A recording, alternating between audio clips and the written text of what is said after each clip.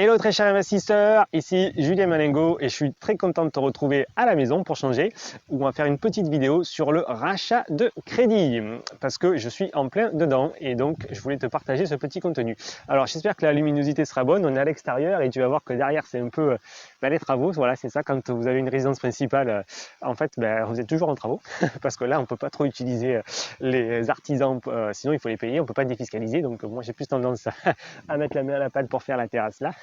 Et donc, ça prend un peu plus de temps. Mais bon, ça nous apprend le métier et les travaux. Et chapeau à ces artisans qui font un super boulot. Donc aujourd'hui, on parle de rachat de crédit. Avant de rentrer dans les détails, je t'invite quand même à t'abonner à cette chaîne et à regarder ce qui se passe sur Instagram. Tu as pas mal de pépites immobilières pour suivre un petit peu les aventures d'un investisseur. Tu trouveras aussi en description 4 PDF qui te permettent d'investir rapidement et sereinement, notamment la meilleure stratégie pour dégager 1000 euros de cash flow comme la dernière acquisition que je suis en train de faire pour ce rachat. Tu trouveras aussi comment investir à distance parce que quand on vit un peu dans un cadre comme ça, t'imagines qu'on ne fait pas de la colocation à la campagne, quoi. Donc ça peut être intéressant pour toi de savoir comment on fait pour investir à 400 km de chez soi. Tu trouveras aussi les travaux, toutes mes expériences pour savoir comment budgétiser les travaux avant même de faire les visites. Et là, ça peut te faire gagner un temps fou et de savoir si tu es sur une opération rentable ou pas avant même de te déplacer. Donc tout ça, c'est gratuit et c'est dessous, donc regarde les descriptions. Donc aujourd'hui, on parle rachat de crédit. Pourquoi parce que j'arrive à un niveau d'endettement assez conséquent que j'ai notamment fait sur les dernières 2-3 années. Et donc aujourd'hui, pour financer un immeuble de rapport dans lequel je veux faire une coloc et de la location courte durée, ça commence à être un peu difficile pour se faire financer. Notamment parce que j'ai fait, avant d'être formé aux investissements immobiliers, j'ai fait 2 investissements en Pinel. Voilà, parce que du coup, je voulais moins payer d'impôts et aujourd'hui, je les traîne encore, ces investissements. Heureusement, l'année prochaine, je pourrais m'en séparer. Toujours est-il qu'aujourd'hui, ça me coûte tous les mois 500 euros. Par mois. Donc c'est assez conséquent et ça me bloque aujourd'hui, je pense, pour continuer à investir.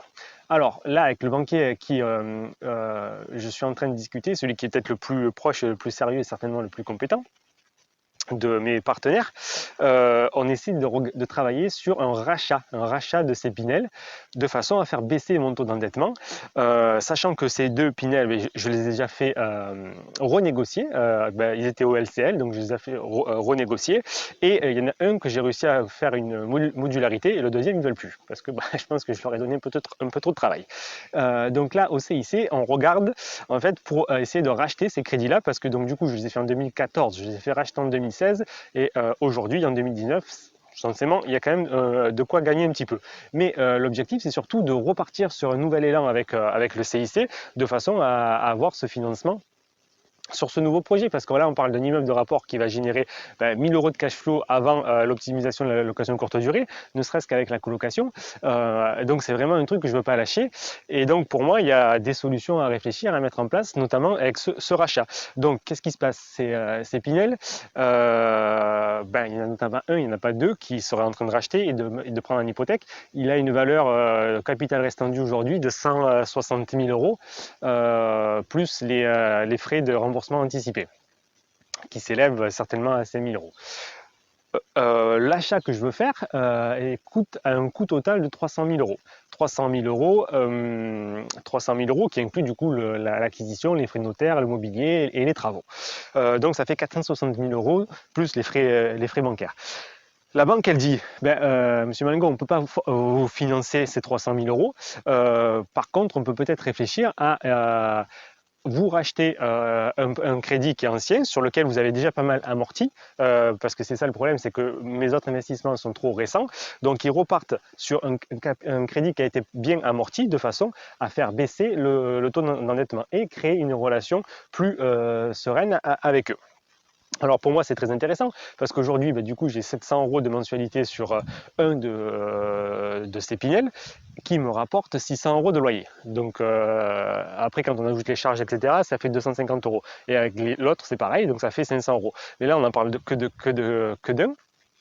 Donc, ça veut dire qu'aujourd'hui, sur celui-là, j'ai un cash flow négatif de 250 euros. Si j'arrive à le faire racheter, je vais certainement arriver au point d'équilibre, considérant que de l'autre côté, je rapporte 1000 euros de cash flow positif avant l'optimisation. Donc, évidemment, c'est toujours intéressant d'aller à 800 euros de cash flow positif, sachant que quand je vais l'optimiser, je vais remonter à 1000, 1200 euros par mois net. Donc là, évidemment, c'est très intéressant pour moi de faire racheter cet ancien crédit de façon à faire baisser la mensualité, repartir sur une durée plus longue et commencer à créer une nouvelle relation bancaire avec le CIC. Donc le rachat de crédit, c'est quelque chose de très puissant si vous avez commencé à amortir du coup votre bien depuis 2, 3, 4, enfin le plus long c'est le plus intéressant l'opération sera.